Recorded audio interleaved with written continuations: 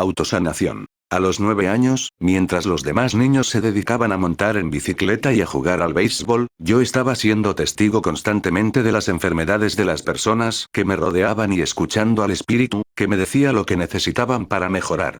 Estaba aprendiendo qué es lo que los adultos hacen mal con respecto a su salud y cuáles son exactamente las cosas que deberían hacer para curarse, pero que rara vez hacen. Llegado a este punto, estaba tan lleno de conocimientos y de formación sobre la salud que resultaba difícil no empezar a ponerlos en práctica. Y surgió la oportunidad cuando yo mismo caí enfermo. Una noche salí a cenar con mi familia y, sin tener en cuenta las recomendaciones habituales del espíritu, me tomé un plato que me provocó un envenenamiento alimentario. Pasé 2 semanas acostado, incapaz de mantener nada en el estómago. Mis padres me llevaron al médico, e incluso a urgencias, una noche en que me puse bastante malo, pero la fiebre y el dolor en el vientre no cedían. Al fin, el espíritu se abrió paso a través de mi delirio y me dijo que era E. coli. Me ordenó que fuera a casa de mi bisabuelo y que cogiera una caja de peras de superal. Me informó de que no debía comer nada más que estas peras maduras y que, con ello, me curaría. Hice lo que me indicaba y me recuperé rápidamente. Dios, despídele. A los 10 años intenté pasar por encima del espíritu y tratar directamente con su jefe. Pensé que no iba a poder decirle a Dios lo que quería a través de la oración, porque el espíritu podría oírme. Para evitarlo, trepé a algunos de los árboles más altos que encontré, con la intención de acercarme lo más posible a Dios, y grabé una serie de mensajes en los troncos. Uno de los primeros mensajes decía así: Dios, yo quiero al espíritu, pero ha llegado el momento de prescindir del intermediario. A este mensaje le siguieron algunas preguntas francas. Dios, ¿por qué tienen que enfermar las personas? Dios, ¿por qué no puedes tú poner bien a todo el mundo? Dios, ¿por qué tengo que ser yo el que ayude a las personas? Aunque considero que eran unas preguntas muy razonables, no recibí ninguna respuesta. Aquello me llevó a buscar árboles aún más altos y peligrosos y a trepar a las ramas más elevadas con la esperanza de que mi imprudencia consiguiera captar la atención de Dios. En esta ocasión, grabé peticiones de acción directa. Dios, por favor, devuélveme el silencio. Dios, no quiero volver a oír al espíritu. Dile que se vaya. Mientras estaba grabando las palabras Dios, déjame ser libre, perdí pie y casi me caigo de la rama. No ese tipo de libertad. Pensé. Y, con muchísimo cuidado, volví a bajar a la seguridad del suelo sintiéndome derrotado. Ninguno de aquellos mensajes cambió la situación. El espíritu seguía hablándome. Si fue consciente de mis intentos por subvertir su autoridad, tuvo la gallardía suficiente para no hablar de ello.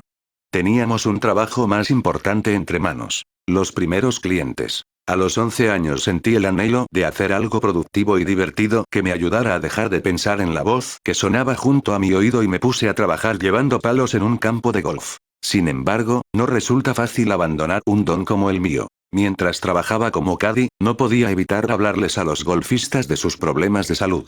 Muchas veces me enteraba de que padecían rigidez en las articulaciones, trastornos en las rodillas, dolor en las caderas o en los tobillos, tendinitis y muchas más cosas antes incluso de que lo supieran ellos mismos. Les decía: su swing está un poco desviado, pero no es de extrañar si tenemos en cuenta el estado de su túnel carpiano. O jugaría mejor si se tratara la inflamación de la cadera izquierda. Ellos me miraban con asombro y me preguntaban: ¿cómo lo sabes?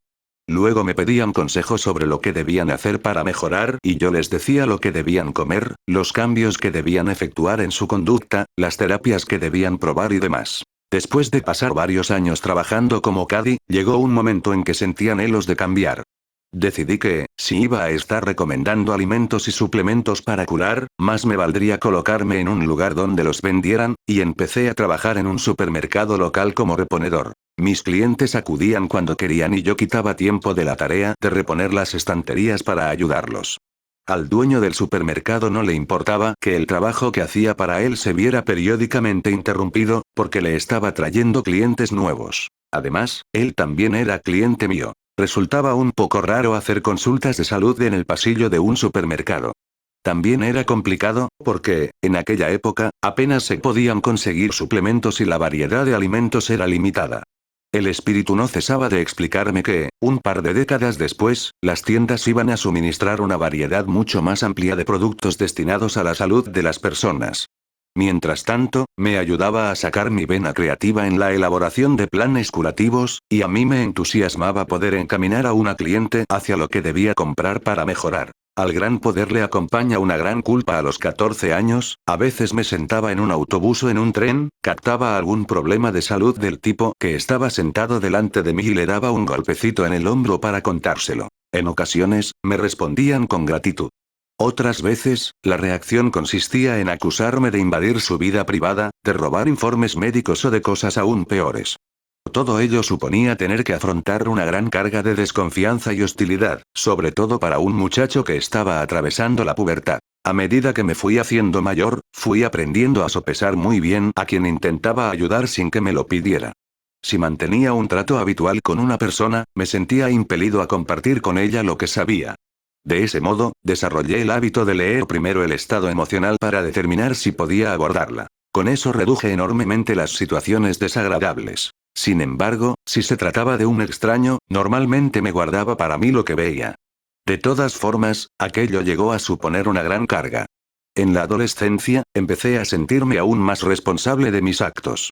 Por eso, si alguien corría el peligro de contraer una enfermedad renal, o tenía cáncer, y yo no hacía nada, en parte sentía que era culpa mía si esa persona acababa contrayendo una enfermedad grave o moría.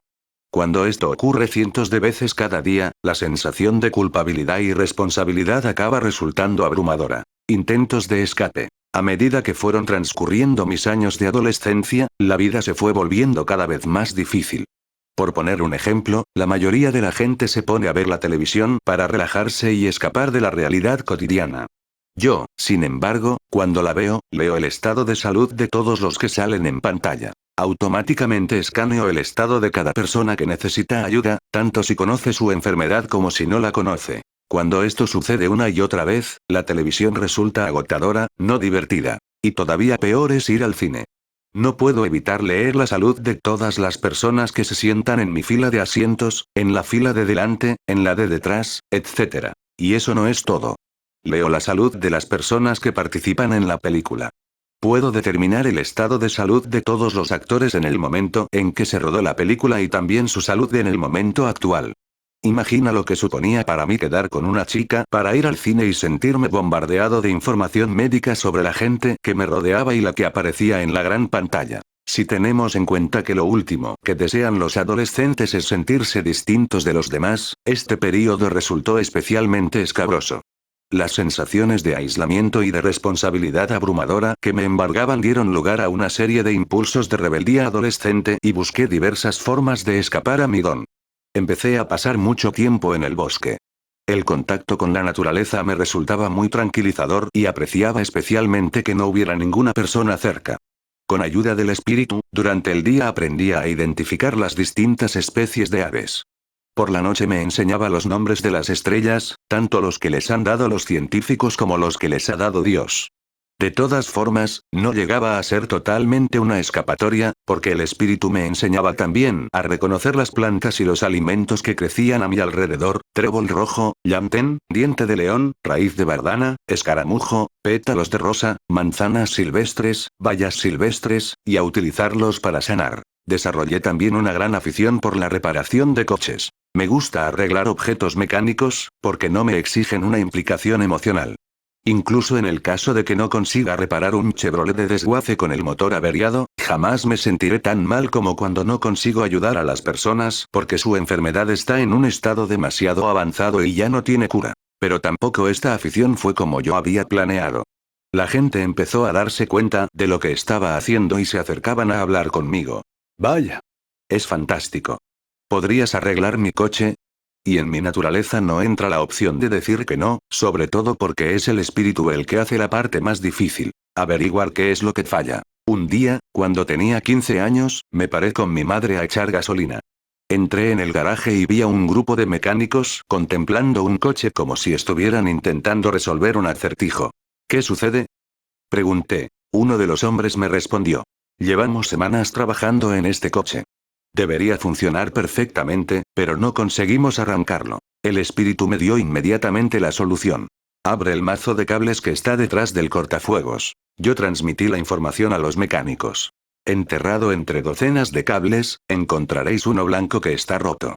Unidlo y el coche funcionará de maravilla. Eso es ridículo. Dijo otro de los hombres. ¿Qué mal hay en comprobarlo? Preguntó el primero. Se pusieron a ello y. Efectivamente, encontraron un cable blanco roto por la mitad. Se quedaron mirándome con la boca abierta. ¿Eres el dueño del coche? Inquirió el mecánico escéptico, ¿o algún amigo del dueño? No, respondí.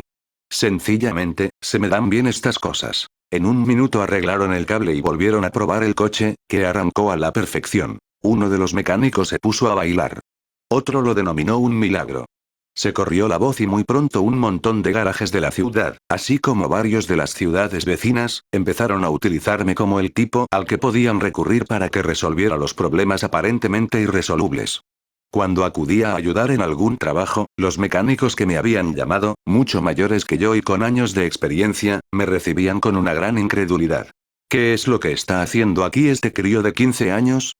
Preguntaban siempre. Pero, cuando conseguía solucionar el problema, cambiaban de actitud. De ese modo, en lugar de escapar de mi responsabilidad, adquirí otra mayor.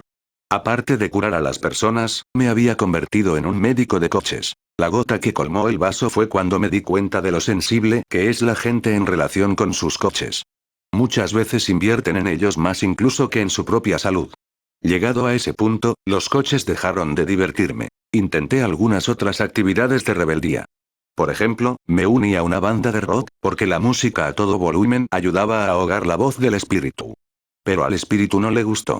Esperaba pacientemente hasta que terminaba de hacer ruido y luego resumía su comentario acerca de la salud de los que me rodeaban. No conseguía encontrar nada que hiciera desaparecer mi don. Estaba cada vez más claro que lo del espíritu y mi habilidad no tenía remedio, y que no podía escapar del camino que había sido diseñado para mí.